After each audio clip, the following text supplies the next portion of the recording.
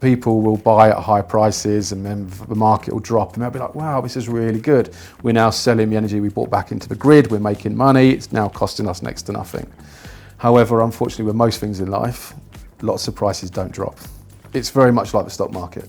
If you were to come to me today and ask for a price, I'd give you a price today, but then tomorrow that price will be different. So it is really difficult to manage, and you don't really want to have to employ someone in-house to do that for you. With the new technology, and I'm guilty of this myself, so any hotel people watching this, I am guilty. If they give me 2 cards, I will go in my hotel room, I'll put one in the slot, and then I'll take the other one out with me. I leave that one in the slot when I go out. So I could be out for 12 hours, my aircon's still running, my lights are still running. So technology is fantastic, but it can also be to your detriment. If we can make you a saving on your energy, then you can use that to invest in the hotel. Because hotels, like any industry, they need to keep moving forward. They need to keep customer satisfaction high. Hello and welcome to Straight Talking by Focus on Hospitality. I'm Alessandra Leoni, your host, as well as the resident hotelier in the room. If you're running a hotel today, chances are your energy bill is one of the biggest headaches you're having. Keeping guest rooms comfortable, heating a pool, running kitchens around the clock, trying to hit the sustainability targets on top of all of it. Energy has stopped being something the facility team quietly managed, and it has become a boardroom essential. Today we're going to break down what hospitality businesses actually need to know about buying energy smarter, the costly mistake we see them doing again and again, and how to plan for a market that has become generally unpredictable, more predictable than pricing your rooms around high demand events. Joining me today is Ben Milligan from Focus Group Energy STEAM. Ben, welcome and thank you for your time today. That's okay. Would you like to introduce yourself? So I'm Ben Milligan. Yes. I've been in the energy industry for 19 years now. And as part of that... You've seen it all. Yeah, apparently so, far too long. As part of that, my job at the moment is I specialise in the hospitality industry within Focus Group, and my primary goal is to save hotels money. Wonderful. The one thing that they'll certainly love to hear on this episode. So, Ben, let's just get straight into it. Okay. For years, energy has been something the facilities teams has been dealing with, and partially the finance manager, the finance director, but now is one of the hottest topics that reached the boardroom. Yes. So why are we seeing that change? It's primarily due to the amount of money that it now costs to hotel groups. It used to be an expenditure which was required, and now it's probably one of their second highest bill spends, we find. So behind staff costs, energy is now one of the highest costs for all hotel groups. You just mentioned the two things that are literally keeping hoteliers awake at night, and any hospitality business. They're the two biggest, highest costs onto the P&L. What has changed in the last few years, Ben, that is shedding so much light onto the utilities cost? So initially we had COVID, and what we found during COVID was that businesses went into furlough, which meant that a lot of companies didn't have staff on site. During this time, gas and electricity usage plummeted. What that meant was, for a couple of months period, energy prices were fantastic. They were the best they've been in years and years and years. If you got lucky at that point and you managed to lock into a contract at that time, you were very, very happy. But what we saw after that was a lot of suppliers, when they price up their energy contracts, you have two different sections to your energy contracts. You have a unit rate and you have a standing charge. A lot of suppliers used to build most of their money into their unit rate. And what we found was that if you weren't using electricity, the suppliers weren't making any money. And after that, a lot of suppliers changed the way they focus on their energy bills. To follow up from that, we had the Ukraine war, which then led to sanctions with Russia, and Russia was no longer able to sell its gas to most of Europe. Luckily, as part of the UK, we didn't really get a lot of gas from Russia. It was primarily mainland Europe.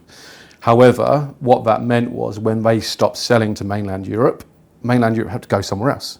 So they then started buying gas from the same places we buy gas from, which then led to more demand, which then led to higher prices. And that's something hospitality is very aware, because Yes. we do price room rates according to demand. Yeah. So we're not alien to that concept, Yeah, but we don't like it when you buy We all know us. about supply and demand through Yes, Ticketmaster absolutely. recently, so we all understand that one. But then what happened was everyone settled down, and it was like, okay, we don't need Russia's gas anymore. So the market then went down from its highest rates ever and dropped down, not quite as good as it was before, but dropped down much more reasonable. And then since we've had the closure of the Strait of Hormuz, what that's led to now is more supply and demand issues, which again has mean prices have risen again in the last primarily 6 months, which is also bad news for hotels at the moment. So it's not just the wholesaler's price, though, No. isn't it? No. So what other layer of charges and complications are contributing to our headaches? So the wholesale cost on an energy unit is about 38 to 40% of what you pay is purely the wholesale. So you've got around 60%, which is made up of other levies, taxes, and you've also got to think these suppliers need to pay their bills, they need to run their offices. So all of those costs you have to pay for. The UK government over the last couple of years has introduced a lot of new taxes and costs. So one of those is RAB. So we are now paying for the nuclear power stations to be built in the UK. As part of that, it's about 0.387 pence of every single unit goes to help pay for nuclear power, which 0.38 of a penny doesn't seem a lot, but if you're a hotel using 1 million units a year, it soon adds up.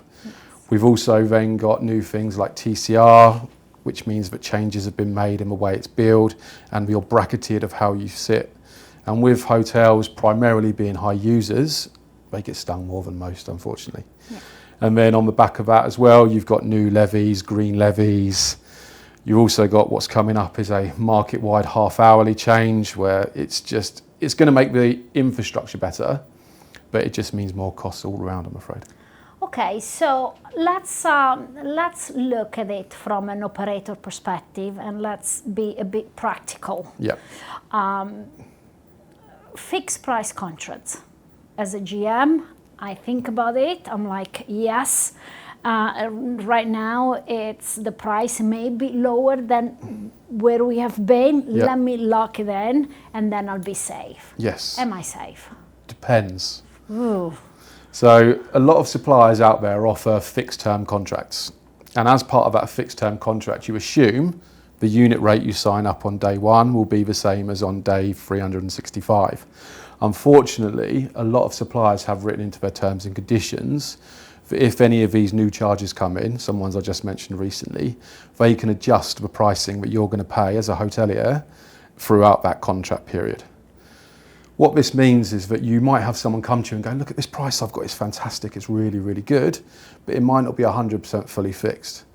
So that means 6 months down the line, you could be paying a lot more than you are now. So I need to get a magnifying glass and read very well Yes. the very, very, very fine print. Yes. But would that Or you affect ask me. as well the fixed price on the unit cost, or just any additional levy or taxes that may come into play? So the fixed price of the unit cost at that point in time, based on the taxes and levies at that time, is what they fix. Okay. So if any changes come in and any increases, you will be paying more.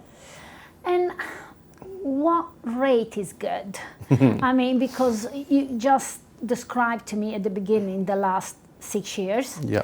and all the different microeconomic changes into the market, from COVID to the Ukraine war to now the Strait of Hormuz. So nobody could prevent that. So No. would have been good locking in at 5 years? Do I need to lock in at 2 years? So how do I make that decision in a way that is predictable, or I can actually forecast? So it's a very difficult question, because it's different strokes for different folks. Mm-hmm. The way it works in the energy industry is, and what I try to say to my customers is, if I give you a price and you want 100% fixed priced, I will give you a price today. It might be slightly more than someone else who's offering a contract that has pass-throughs. So it might not look as good initially on day one. However, by the end of your contract term, you would have been better off. And the thing to really consider is, what is the overall annual cost of this electricity contract based on 100% fixed term? And then as a business, you need to look at that figure and say, okay, can I afford that on an annual basis? And then it's a personal choice, because if you're a gambler and you think, all right, the market's going to be going down next year, I'll take a 1-year contract. Whereas it might not be the best price at the moment, it might be slightly more, might be slightly less. But if you as a company can look at that figure and say, all right, this 5-year contract that Ben's put in front of me is going to cost me X amount of money on a yearly basis, we can afford that. Then why would you not take that security and take that knowledge going forward and say, look, the rates might be slightly lower in 5 years, but I know as a business right now at this point in time, we can cope. Rather than making a gamble and saying, all right, well, we don't know what's going to happen in the world. No one knew the straight off Hormuz issues were going to happen. Yeah, everyone that took a 1 year last year would be like, oh, it's going to come down next year. And now they're getting penalised for that option. It's not fair, but it's just the way of the market. So we talked about fixed pricing. Yep. And then there is flexible pricing. Yes. Buying energy in stages rather than fixing it all at once, Yes. like you said, 2 Yes. years, 3 years, 5 years. When does it actually that make sense for a hospitality business? Or is there a scenario where that makes sense? Normally, so this is dependent on supplier, it will depend on how it works best. But normally we say if you use over maybe 8 million units a year across your group, then maybe a flex option is slightly better for you. And it's fantastic in a falling market. So people will buy at high prices and then the market will drop and they'll be like, wow, this is really good. We're now selling the energy we bought back into the grid, we're making money, it's now costing us next to nothing. However, unfortunately, with most things in life, lots of prices don't drop on a regular basis. So with a flex purchase option, you need a specialist one to look at it for you on a regular basis. Then you need to buy it at the right time. You need to then rely on the market to drop for you. And then at that point, you need to make sure you're coming out at the right time as well. You're sounding like my pension fund, Ben. Oh my God, I do have a financial advisor. So are we needing in hospitality yet another team member that deals with it? What's the best way to manage all of this and get the skill set in-house to manage this very complicated and changing forecast? Yes, it's very much like the stock market, you know, a daily basis. So if you were to come to me today and ask for a price, I'd give you a price today, but then tomorrow that price would be different.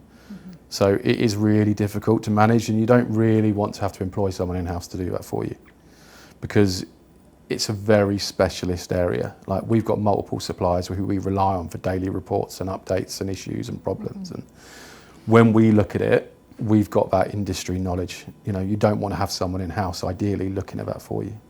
Let's say I'm a GM, which I am, I have been, or a finance director, and I want a sanity check to see whether I am on the right contract, I'm paying the right rate. Sometimes, you know, when I try to look at my contract, it's like mission impossible. I need 17 degrees to read my energy, my utilities contracts. What should I be looking at? So first things, if I run through them in a sort of like listed order, first thing is the contract end date. When are you up for renewal? When have you got to start negotiating your next price? Second thing would be your unit rate. Unit rate primarily more than standing charge, because most hotel groups use a lot of electricity, and that unit rate's really going to be the key to what your overall cost is going to look like. So I'd look at your unit rate, then your standing charge, and then off the back of that, there's something called KVA. It's a horrible charge for most hotels, because as a hotel, you'll be on what's called a half-hourly meter. And then what was decided a little while ago is, because you drag in a load of electricity into the property, you must be penalised. And what they say is, for every 1 hour period that you're using electric, you can take in a certain amount of kilowatts during that 1 hour period. And you have to pay for the privilege of that. And there's lots of hotels out there over the years that might have previously been on higher usage. Energy efficiency's got a lot better in recent years. Hotels are really looking at how much they're spending and what they're using their electricity on. You can go do a refit, put in all new LED lights, you can make everything more efficient, but that KVA figure might never have been looked at. So have a look at that figure and say, do I need it to be that high?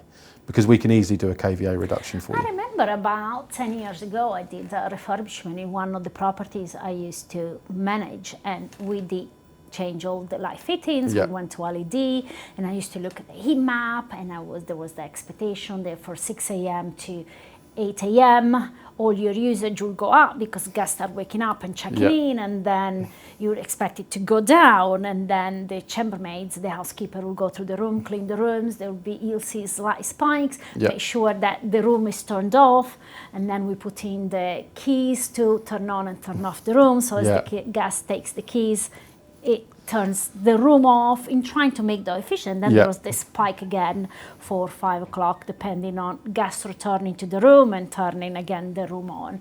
All of those now is readily available, unless you're talking in all the businesses listed hotels, etc., where the technology is not updated. Does the technology today does need to be updated, and the cost of that upgrade to be more efficient and smarter about your usage, does it mitigate the cost of the energy consumption? So should I make that investment, consider it's becoming less and less predictable? I would make a slightly different investment. Okay. I would look to go down the more sustainability route. Most hotels. You're stealing my next I'm question. sorry. That's sorry. Okay. It's only because with the new technology, and I'm guilty of this myself. So any hotel people watching this, I am guilty. If they give me 2 cards, I will go in my hotel room. I'll put one in the slot, and then I'll take the other one out with me. I leave that one in the slot when I go out. So I could be out for 12 hours. My aircon's still running, my lights are still running, and I'm sure I'm not the only one guilty of that. Absolutely not. So technology is fantastic, but it can also be to your detriment. In the old day, turn the light switch off, walk out the door.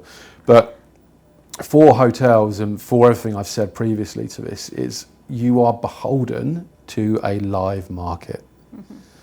If I was a hotel and I had a nice sized roof, or I had a nice plot of land, or I had something like that, the first thing I would look at is solar panels, because you're then responsible for your own fate. If we would have been having this conversation 6 months ago, my comeback to you would be like, in the UK, where the sun is not something that is in great supply, but after the heat wave and the summer we've had, probably you could supply 2 years worth of electricity with the sun we've had this year. But the thing is, everyone when they look at solar looks at panels from 10, 15 years ago, and we have a cloudy day and they didn't produce. Nowadays, solar panels are so much more advanced that you can have a cloudy day and you'll still generate electricity. And would you generate enough? It depends on square footage of available area where you can put solar. But even if you can't cover your entire costs, you should still look at it as an option. 1, 100% renewable energy. 2, it will reduce down your costs no matter what happens. And number 3, you'll hit your sustainability targets for lower carbon. Yeah. So at some point, I will have a CapEx cost to install alternative energy supply, but then that cost gets amortized throughout so many years, and then you start seeing the savings onto your supply. And what we're seeing at the moment, depending on the size of roof, how many panels you can install, because we can do solar panels on a lease basis, what we normally find is we all say, look, let's throw these solar panels on a 60-month lease for you. You're going to be paying £700 a month, for example. What we try and then do is we try and make it cost neutral. So that's £700 then, you'll see a £700 reduction in your energy bill each month. So for the next 5 years, you're not paying any more. And then as soon as month 61 comes along, you're now on a deficit, you're paying less money. Your solar panels are paid off, the energy reduction's less, you're not paying out your monthly lease, so you're already on a saving. Okay. So you become not longer beholden to the market and the economic or social elements that are happening nowadays. Wow, that's really interesting. And are you seeing hotels or hospitality businesses go down that route, or you find there is a bit of resistance? Sometimes. What we find with some hotel groups so far is aesthetics. So it's a big thing, when you get people coming into your hotel, especially on sort of like how the hotel feels and what its atmosphere is like, you don't necessarily want someone looking out their window at a solar panel. But if you've got space, you can put them on the ground now, you can put them anywhere.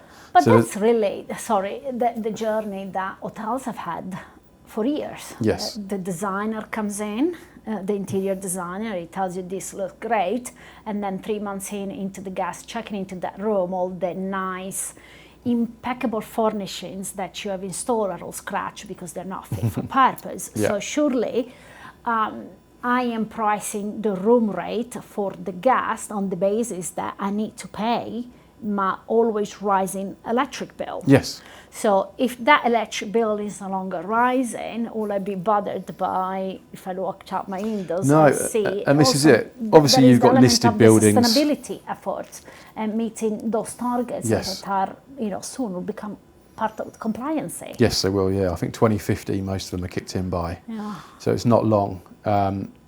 But you've got listed buildings which can't have them, which I understand, but then they've normally got a lot of land, so that's okay for them. But I find that when most people look at solar now, there's not the same as there was 10 years ago. People understand now that it's good for the environment, it's better. Absolutely. So personally, if I look out and see a solar panel, I'll think this business is trying to do the right thing by the planet Absolutely. and by themselves as well. Yeah. So it's not so much of a stigma, but it's still slightly there. But that's what we're here to try and change for these businesses. So aside from not looking at alternative solutions, Yep. what are, in your experience, the mistakes you see hospitality businesses making when it comes to energy? So in the energy industry, we normally consign people up to new suppliers or current suppliers with different contracts up to 18 to 12 months in advance. And if we've got a lull in the market, I would recommend you look. You might not know there's a lull, which is why we're around to help you. But it's when you leave it too late. If you're looking a year in advance, it normally takes now roughly about 5 working days to transfer a supply from one supplier to another or get one contract live and get a new one live. And what we find is if we look at it 12 months in advance, that gives you 12 months of market movement and fluctuations and good times and bad times to go, all right, I want to pull the trigger. But what we find is lots of people are like, look, which is crazy because it's such a large expenditure, but they still don't want to do it. It's still one of those things that nobody likes, and they're like, look, we'll put it off. Are they waiting for the better conditions, Exactly, the better rate? yeah, and they might never come. And when you've given yourself 1 month to do this, you're then super beholden to the market. You know, you haven't got time for those peaks and troughs. You haven't got the better times to come. And what we find a lot of people do is they leave it so late that they have to bite the bullet at one point, and that isn't always the best point. So first point, look early. Okay. Second point, go to multiple suppliers. If you don't want to come use us, if you don't want to use a broker, if you want to do it yourself, don't just go to one supplier. What we find in the industry quite a lot is there's tender groups, and they're really good, but they normally only go to 1 or 2 suppliers, and they might not be the best in the market. So make sure you shop around. Thirdly, if you've already got a broker and you want to continue using that broker, what I suggest is look at their commission levels. Make sure you're not overpaying for something you don't need to overpay for.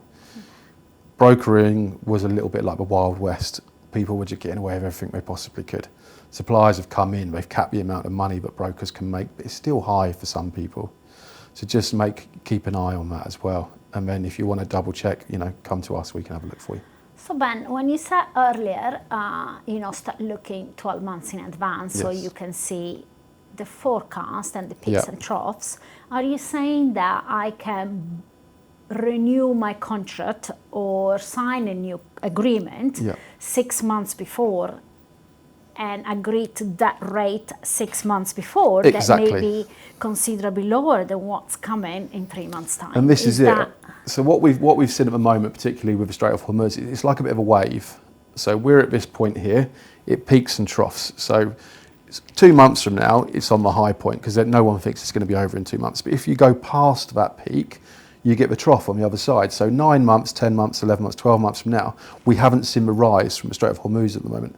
So if you're looking in advance, you get a much better price then than you do now. Are we, in a way, and I'm going to probably be a bit controversial here, is Brexit helping us or not? I just came back from a holiday and my mom kept saying, oh, look, it went up, but it's not going down. It never goes Yes. down. We're here, it went up, Yeah.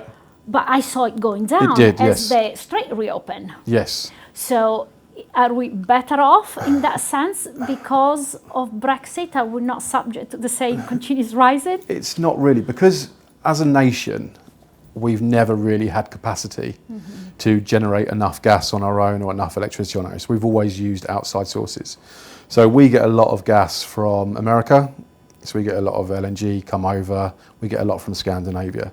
So yes, taxes for Brexit will play a small part, but primarily it's because of who we are as a nation and how small we are and what we've got storage levels, etc., that make a bigger difference. Okay. There is a line you use when we talked before this recording that I loved, and we were talking about calling an expert if you had a leak or an electrical fault. Can you talk me through that? Yeah, so most hotel groups will have some people that look at this already. The same way they'll have facilities people, they'll have maintenance people, which is absolutely fine. By all means use them. But if something unexplained comes out or you want something specialist to look at, if you do have a leak, you do have an electrical issue, you'll call someone in. You'll happily pay someone to come in. You don't even have to pay me. All you have to do is send me a copy of your bills. And then I can use 19 years of experience to have a look at that bill, see what is right, see what isn't wrong, and then I can advise you from there. It's exactly the same sort of thing. Let's talk data. You know, I'm a revenue manager at heart / GM. I like to talk about numbers. And forecast is my greatest friend. So you can look at a bill. I'll send you my bill. You look at it. Yeah. Can you generally save me money when you look over all your customer, all the people that you interact with? And like you said, regrettably, people tend to leave this decision at the very end. Are you actually able to save the money? This is going to sound controversial, but 100% yes. But there is a caveat to that, okay? If you send me a bill, there's only two outcomes I can give you. One, I can save you money. Two, you're on a fantastic price, you did really, really well, but I will be able to save you money at renewal. They're the only two answers. Save money or I'll be able to save you money in the future. That's it. Wonderful. Well, that sounds like very promising. Should we put your telephone number under this video? We'll have like a breaking news banner. So we talked about renewables and power purchase agreements. How realistic are these for a hotel group that is not a large chain? What happens to buying power when I am a small independent hotel? Well, it's okay. I've got a really nice independent hotel in London that uses a lot of gas and electricity. They've been using me for the last, I think, like 9.5 years now. And the buying power can also come from the brokerage. Okay. So we've got really good account managers. So one of the things that stands us apart is because of the size of the focus group model, because of all the other things we do and the size of our company, when we move on board with suppliers, they know who we are. And that means we get good rates from suppliers. So we can use our own internal power to help the independents out as well, rather than them worrying about the fact they're not part of a group. Okay, that's very good. So if we pull all this together, what does generally good energy buying strategy looks like? Okay, look in advance, first off. If you've got a broker, benchmark them. There's no harm in that. If they're still doing a good job, they'll be doing a good job in the future, so it doesn't matter. There's no harm to go to a couple of different people to look at your rates. Secondly, look at your infrastructure, look at how you run the business, look at what you want to do. Do you want to reduce down your electricity usage then to reduce your bills, or do you just want to look at a better price to reduce your bills? And then look at the alternatives, look at the things slightly out of the box. So we've got products that will chase your data collector. So every time your meter gives a reading, it goes to a certain company. We've got products that can track that. If you've got 10 hotels, we can run those side by side.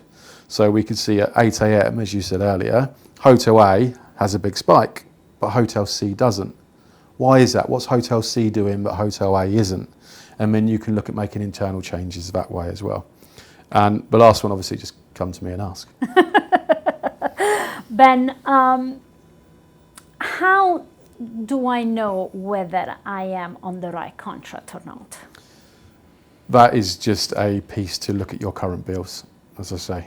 If you look at your bills, double check the information on there. If you see the word variable anywhere, that is a red flag, okay? If you see the word variable on any of your bills, please, please, please get someone to check them, anyone, because that is really not something you want to be seeing on your bills. Okay. So we talked about electricity mostly. Yeah. What about the other utility? What about gas and water, and what else is there? So water deregulation in England wasn't too long ago. And since then, you're split into two sections. You've got a wholesale cost and you've got a retail cost. Every single person in the same area of the country of you will have the same wholesale cost. It's the retail fee, which is the important part. So there's suppliers out there who have lower retail fees. But what we normally find in the water industry is people only change if they're unhappy with their water supplier, because that retail fee difference isn't always huge. It can be really good, especially in Scotland. If you've got hotels in Scotland, definitely look at it. But in the UK, if you've got multi-sites, it builds up. If you've got a solitary site, we can still look at that, but it will be a retail fee only. For gas, there's a big difference. What we've seen in gas over recent years, especially with hotels and the larger users, is that the standing charge has crept up a lot. And then the unit rate isn't too bad at all. It's quite good. But again, because of the way gas is billed against electricity, you'll use more gas units than you will electricity. So even though you might be paying 3.5p for gas and 20p for electric, that 3.5p times X amount of units does add up. Okay. So, Ben, if I was building a new hotel, Yeah. and money wasn't an issue, you're Yeah. saying solar, alternative energies, Yeah. full electric or electric and gas? So now most people are moving away from gas. Okay. So it would be full electric. It would be 100% solar. I would have EV charging points, and then dependent on the hotel, maybe heat source pumps as well. Oh, wonderful. Water, let's go back to water. Yeah. About electric, we talked about supply and demand, and Yeah. how the supply decreases, the demand goes up, and the price goes up. We are seeing it hasn't rained in how many months now, so all our lovely parks here in the Yes. UK are burned very yellow. So is water going to go through the same Not that low we've supply? Not that we've seen so far. Not that we've seen so far. It may do in the future, depending on how long this continues. But we're lucky we're a wet country normally. So water's not really had those problems. All you'll see in water is that every April 1st your price will go up. Okay. And this is due to an infrastructure issue in the UK. We're a very old country in terms of some things, and we're very old in terms of our pipes and what everything actually runs on in this country. So Ofgem recently announced a X billion pound upgrade to the water pipes in the country. So is there going to be a PSTN cut-off like in No, telecoms for not the like water that. pipes? Just a lot of money to fix them, that's all. Okay. And then as everything, that gets passed on to the user. Of course, of course. Yeah. So Ben, what is one takeaway you want our viewers today to take away from this conversation, other than to call you, obviously? Yes, other than that, just check your bill. If you haven't looked at your bills in a while, take one out, gas, electric, water, any of those bills, take them out, look at your contract end date. If it's up in the next year, have a look at it now. I probably don't look at it anymore because people are afraid to faint, considering how much it has more than doubled since COVID. Yes. The same level of usage in any hotel, Yeah. it has literally doubled. Yeah. So that cost has gone directly to impact either the profitability, lower returns for owner and investors, and higher pressure on the rest of the cost. Yes, yeah. So on all the lovely customers you have in hospitality for which you are saving money, Yeah. where do you see they put that savings? Do they save it in profitability to safeguard their profitability? Well, or is it a nice way to invest where it's much needed? So what we try and do as the Focus on Hospitality MSP, so with the multi-service provider, what we try and do is if we have a look at something and you come to one of my colleagues and you say to them, look, AI is the new thing. We really want to introduce AI into our business. However, AI is going to cost us X, Y, Z on a monthly basis. What we then try and do is say, well, look at your energy. If we can make you a saving on your energy, then you can use that to invest in the hotel. Because hotels, like any industry, they need to keep moving forward. They keep customer satisfaction high, and they do that with new technologies. And then what we do off the back of that, obviously, if you've got to pay out extra here to get AI in, and it will benefit here, but then if you come to on the energy side and we can save you money, you can use that to offset the costs elsewhere. Okay, this has been absolutely generally useful, and I have contracted energy for many years in my previous role, and you have opened my eyes in a way, but I'm grateful that I don't have to do that anymore. But thank you so much for joining me today, Ben. Well, thank you. If there is one thing you want to take away today, is look at your bills, look at your end of contracts, and make sure you act well in advance in order to be able to secure the biggest and most profitable benefits against your renewals. So the market is unpredictable, so make sure you do your due diligence and look at your bills and make sure you shop around before contracting the next one. It's been a pleasure to have you, Ben, on this conversation today. If you are a GM or owner watching this, please do call Ben. Perhaps he can help you and he can give you a bit of relief on the very high pressure you are seeing today and you are experiencing today. Thank you so much, Ben, for joining us, and please do follow us on Focus on Hospitality on LinkedIn or subscribe to our channel on YouTube in order not to miss any of this very useful conversation. I'm Alessandra Leoni, I'm your host and the resident hotelier. See you soon. Thank you very much. That's it for this episode of Straight Talking by Focus on Hospitality.